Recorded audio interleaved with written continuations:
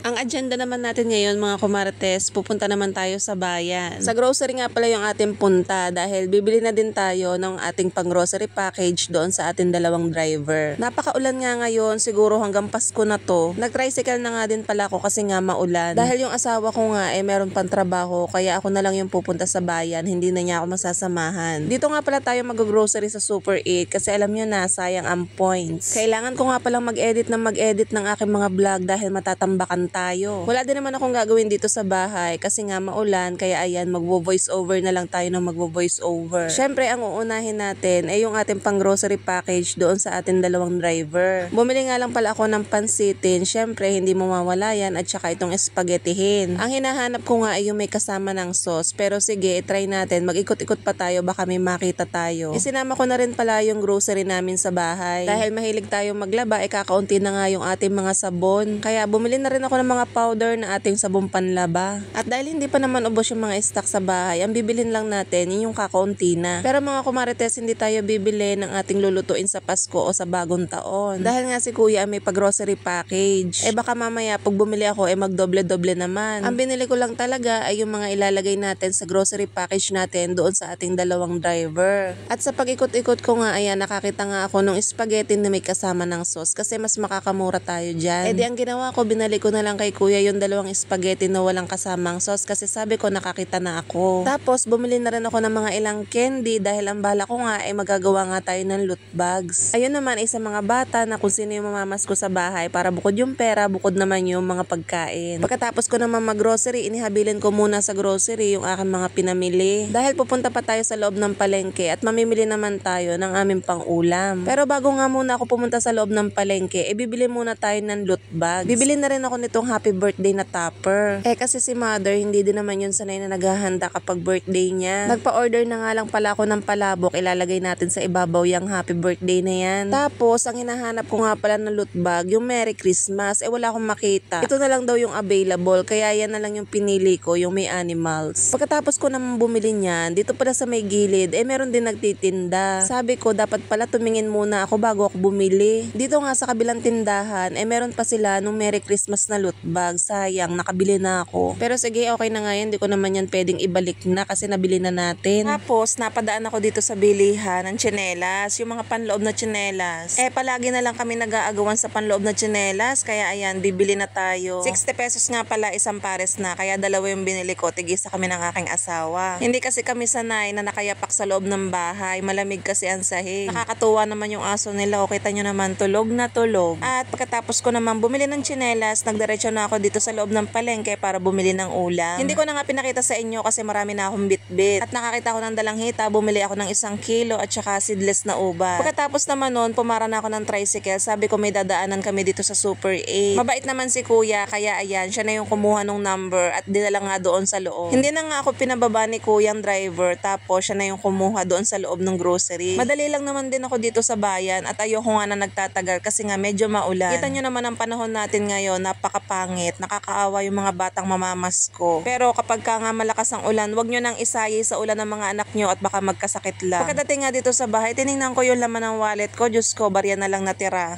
Yan mga kumartes, kakadating ko lang. Pahinga muna, ito yung mga pinamili ko. Tapos ayun pa, mamaya mag-unbox tayo. Tapos bumili ako ng loot bags. Yan. Wala kasi ng pang Christmas. Nakakainis. Nakabili na ako nung nakakita ako ng loot bag na pang Christmas. Nakakainis. Ang ilalagay natin dito ay yung mga binili ko. Meron ako mga binili sa mga bata kasi yung asawa ko may mga inaanak. Ako din. Konti lang naman yun. Mga batang mamamas ko dito. Lalagyan natin ng mga candy tsaka tinapay itong loot bags. Bumili ako sa grocery kanina para bukod yung pera, bukod yung meron silang pagkain pag-uwi. Ay, kadadating ko lang. At ayan, nagpunta ako sa bayan kasi lagi na lang din, buti na lang naalala ko to. Lagi na lang kami nag-aagawan ng asawa ko sa panloob na tsinelas. Lagi na lang. Lagi nasa ilalim ng sofa. Diyos ko, hindi makita. Bumili na ako. 60 pesos lang naman dalawa.